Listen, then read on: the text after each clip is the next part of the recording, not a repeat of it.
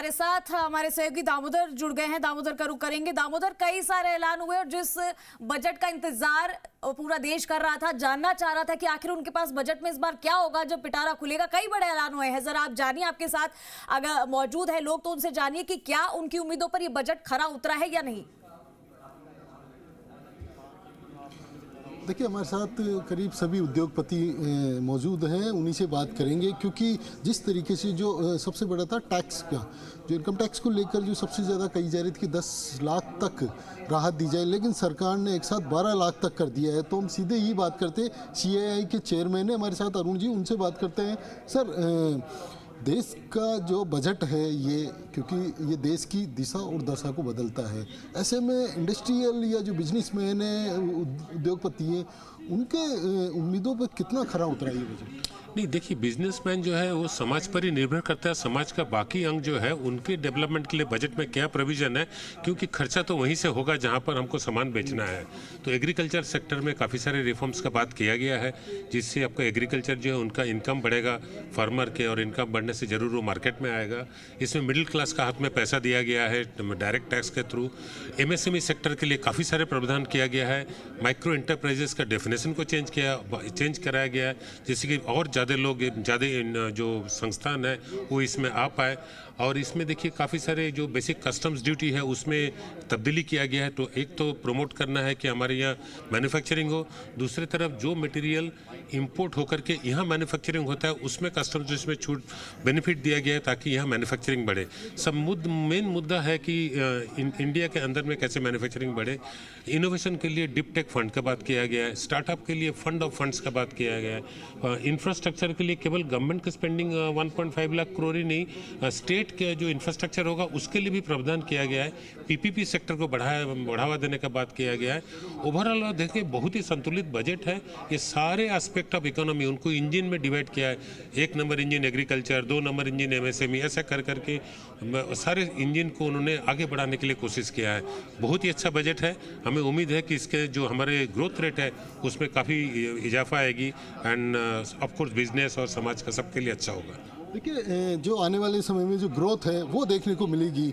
Sir, क्योंकि इस budget में किस तरीके से आप उम्मीद जो थी बिजनेसमैन को, उद्योगपतियों को, उन पे कितना खरा उतरा? क्योंकि सबसे ज़्यादा ये तो होता है कि रिसर्च और डेवलपमेंट पे, तो किस तरीके से देखते हो बजट पे? आई थिंक हम एक विकसित भारत को देखना चाहते हैं 2047 में, और उसके लिए जो इंग्रेडिएंट्स हैं इन टर्म्स ऑफ मैन्युफैक्चरिंग और हाई एंड प्रोडक्ट बनाने के लिए, तो गवर्नमेंट ने जो मिनरल्स को इंपोर्ट करके लाने के लिए उनको यहाँ प्रोसेस करने के लिए छूट दी है, जो NRIs को इन्वेस्ट करने के लिए और इलेक्ट्रॉनिक सेक्टर में निवेश करने पर भी उन्होंने उस पर स्पेशल इंसेंटिव दिया है, प्लस दूसरे इसी तरह के फोकस सेक्टर जो 27 सेक्टर्स हैं स्टार्टअप्स के, उनको इंसेंटिवाइज किया है। आई थिंक ये सही वे है to get these sectors excited to invest in India. Also I think most important होता है इन सेक्टर्स से जो प्रोडक्ट बन रहे हैं वो बिकें, उनकी बिक्री हो, वो तभी हो सकती है जब देश की मिडिल क्लास बढ़े। और आई थिंक वो जो लास्ट में IT के लिए छूट जो मिली है और हर स्लैब में जो छूट मिली है, वो इस मिडिल क्लास जो कंजप्शन है हमारे देश का उसको बढ़ाएगी। तो आदमी अगर एक चम्मच भी बना रहा है तो अब वो खरीदार बढ़ गए हैं और उनके पास फंड है जो गाड़ी, मोटरसाइकिल, बर्तन, कपड़ा, फर्नीचर सब देश में ही बिकेगा। ऑफ कोर्स एक्सपोर्ट तो हम बढ़ाना चाहते हैं, बट हमारे देश की खुद की खपत इतनी है कि इस बूंद से भारत के अंदर निवेश भी आएगा, क्योंकि पूरे विश्व की इकोनॉमीज अभी स्लो डाउन में चल रही हैं। यूरोप बहुत बुरे हाल में है, आप एशिया रीजन में भी देखें तो कुछ इकोनॉमीज ठीक ठाक कर रही हैं, तो सभी भारत को एक तरह से इन्वेस्टमेंट डेस्टिनेशन देख रहे थे, बिकॉज खपत भी यहाँ थी। तो आई थिंक वो दोनों चीज़ों को ऐड होते हुए मैं देख रहा हूँ, और ये बजट आई थिंक एक बहुत ही मील का पत्थर साबित होगा। Thank you. देखिए, हमारे साथ और भी हैं उद्योगपति, उनसे भी बात करते हैं। सर, निवेश और निर्यात की दृष्टि से देखें इस बजट में तो कितना फायदेमंद है और कितनी उम्मीदों पर ही खरा उतरेगा लोग? अगर आप एक्सपोर्ट्स पॉइंट ऑफ व्यू से देखें तो एक्सपोर्ट के अंदर में ओवरऑल जो गवर्नमेंट ने पूरा एक्सपोर्ट को बढ़ावा देने के लिए जो एक्सपोर्ट में लोन्स वगैरह हैं और जो आपको क्रेडिट फैसिलिटीज़ वगैरह है, वो सब के लिए इन्होंने जो इसमें सिंप्लीफाई किया है, डेफिनेटली उससे काफ़ी अच्छा एक्सपोर्ट्स पे इसके अंदर में इजी रहेगा और काफ़ी अच्छी ग्रोथ आएगी। अच्छी ग्रोथ आएगी। सर सर कितनी उम्मीदों पर खरा उतरा है ये बजट, कैसे देखते हैं आप? क्योंकि आप एक बिजनेसमैन की दृष्टि से और भारत की ग्रोथ की दृष्टि से। It is a very good budget given by Sitaraman ji, and it will give progress to industries, startups, medium MSMEs, definitely, and very good for middleman, middle class and employees. Very good budget. Employees के लिए भी, क्योंकि employees पे बात करते हैं, क्योंकि भारत देश युवाओं का देश है सर। क्योंकि भारत देश युवाओं का देश है और अन्य देशों की तुलना में देखते हैं कि भारत की ग्रोथ अन्य देशों की तुलना में ज़्यादा बढ़ रही है क्योंकि युवाओं का देश है। इस बजट को क्या उम्मीद है इस बजट से कि युवाओं को कितना रोजगार मिलेगा, कितने इंडस्ट्रियल और जो कह सकते हैं, क्योंकि भारत में खपत ज़्यादा है तो कितना निवेश बढ़ेगा? तो बेसिकली इसमें आप देखेंगे तो जैसे स्टार्टअप्स के लिए इन्होंने फंड्स अनाउंस किया है। इसमें अगर स्टार्टअप और राइट कंपनियों में निवेश जाएगा सरकार की तरफ से through the funds that they will offer money to, तो इससे लिक्विडिटी बढ़ती है, उससे मार्केट के अंदर जॉब्स आएंगी। तो startup is the growth sector of the country और यहाँ पे यूथ का एम्प्लॉयमेंट काफ़ी होता है। तो नंबर ऑफ जॉब्स बढ़ने से the country will grow, they will be less of working capital needs जो इनकी बढ़ रही है। बाकी इनके अंदर जो एक्सेस टू क्रेडिट दिया स्टार्टअप्स को, उससे भी इनके इक्विटी फंडिंग के beyond debt options will open up. तो दोनों थर्ड इज आई थिंक जो income tax slab personal level पर की है, तो youth will save more, invest more and spend more, तो इकोनॉमी को ओवरऑल ग्रोथ मिलेगी।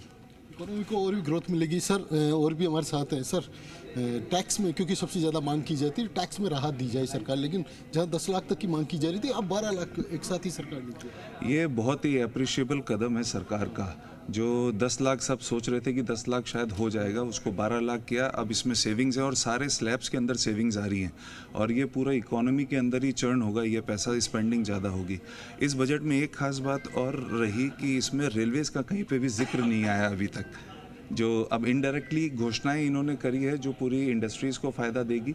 और जिस तरीके से टैक्स रिफॉर्म्स हुए उसी तरीके से क्रेडिट गारंटी स्कीम्स बढ़ाई हैं, कुछ थ्रेशोल्ड्स बढ़ाए हैं टीसीएस के, टीडीएस के, तो वो डेली के वर्किंग के अंदर काम आएंगी। कैंसर ट्रीटमेंट्स के रिलेटेड भी मेडिसिन के अंदर इन्होंने रिफॉर्म्स दिए हैं, जो कस्टम ड्यूटीज़ हैं वो कम करी है दवाइयों के ऊपर, तो वो भी एक मेडिकल के क्षेत्र में काफ़ी वेलकम स्टेप है। देखिए महिलाओं से भी हम बात करने की कोशिश करते हैं। इससे पहले युवा सर क्या कहेंगे, क्योंकि एयरपोर्ट्स बढ़ाए जा रहे हैं, तो एयरपोर्ट्स बढ़ेंगे तो एक्सपोर्ट भी होगा। तो मैं हॉस्पिटैलिटी सेक्टर से हूँ, तो ऑफ कोर्स एयरपोर्ट्स और जो कनेक्टिविटी है वो हम चाहते हैं कि और बढ़े, ताकि लोग और डेस्टिनेशंस पे आए। जो कि अभी जो बजट में बताया कि 50 डेस्टिनेशंस हैं, वो उनको इन्हांस करेंगे उधर और होटल्स लाएंगे, तो फिर उसके लिए कनेक्टिविटी भी बढ़े तो अच्छा ही रहेगा। और जो स्पिरिचुअल और रिलीजियस टूरिज़्म के बारे में भी बात कर रहे थे बजट में, वो कि बहुत इंटरेस्टिंग है, क्योंकि अपने देश में बहुत स्पिरिचुअलिटी, रिलीजन का बहुत कल्चर है, तो वो आगे और बढ़ेगा तो अच्छा ही रहेगा। और जो हील इन इंडिया इनिशिएटिव भी है वो भी बहुत इंटरेस्टिंग लगा, क्योंकि हम चाहते हैं कि बाहर से भी लोग आए और हमारा जो हिस्ट्री है, जो कल्चर है और जो हीलिंग टेक्निक्स है इंडिया की, जो पुराने ज़माने से चली आ रही है, वो एक्सपीरियंस करे और आगे बढ़े अपना देश और टूरिज्म। भारत देश में आधी आबादी की बात की जाती है, आधी आबादी यानी महिलाएं, और महिलाओं को लेकर इस बजट में कितना क्या मिला है वो बात करेंगे। मैडम आप कौन से बिजनेस से जुड़े हुए हैं, क्योंकि आधी आबादी सर प्रधानमंत्री भी कहते हैं कि भारत देश में 4 ही जातियाँ हैं, महिला, युवा, गरीब और मैं अंजलि गाड़िया, CEO of AKS bearings limited. महिलाओं के लिए ये जो यूनियन बजट 2025-26 का आया है वो बहुत ही अच्छा है, उनके डेवलपमेंट को देखते हुए। जो अपने फाइनेंस मिनिस्टर निर्मला सीतारमण ने कहा है 5 लाख महिलाएं इस साल बेनिफिट कर सकती हैं, मेरे विश्वास से ये बहुत अच्छा बजट आया है। जो BCD का एग्जेम्पशन मिला है, जिससे डोमेस्टिक प्रोडक्शन को और ज़्यादा सहायता करेगा उसको बढ़ाने में, इससे ओवरऑल मुझे लगता है इस बार कंट्री काफ़ी अच्छा परफॉर्म करेगी और अपना जो फिस्कल डेफिसिट में जो इस बार डिक्लाइन होगा उसके लिए भी हम काफ़ी एक्साइटेड हैं। महिलाओं के जैसे बिजनेस की बात करते हैं 18% है, लेकिन आधी आबादी कहते हैं, तो कम से कम कितना % अब महिलाओं के लिए रोजगार और बिजनेस में आगे बढ़ेगी? मेरे को लगता है महिलाओं को काफ़ी बेनिफिट मिलने वाला है इस बजट से। जितनी महिलाएं आगे आएंगी सामने, उतना ही महिलाएं बेनिफिट ले सकती है। इस बार के बजट में सब में महिलाओं पे, युवाओं पे, यूथ के लिए, सबके लिए बहुत अच्छा कहा गया है। और जो नरेंद्र मोदी जी की बात में जो बहुत अच्छी लगी, सबका साथ, सबका विकास, सबका विश्वास, सबका प्रयास, इससे मुझे लगता है शायद सब मिलके प्रयास करेंगे तो कंट्री के लिए बहुत अच्छा ही रहेगा। कंट्री के लिए बहुत अच्छा होगा, सबका साथ सबका विकास। सर, आप कौन से बिजनेस से हैं? क्योंकि सरकार ने इस बार टूरिज्म पे भी फोकस किया है कि हर राज्य में नए टूरिज्म डेवलपमेंट करने की, जिससे रोजगार के अवसर भी बढ़ेंगे। मैं सीमेंट इंडस्ट्रीज़ के क्लोज हूँ, जो इंफ्रास्ट्रक्चर सेक्टर के काफ़ी नज़दीक हो गया, और सरकार का काफ़ी बड़ा फोकस है। इन्वेस्टमेंट एक बहुत बड़ा इंजन है इस बार सरकार के बजट का।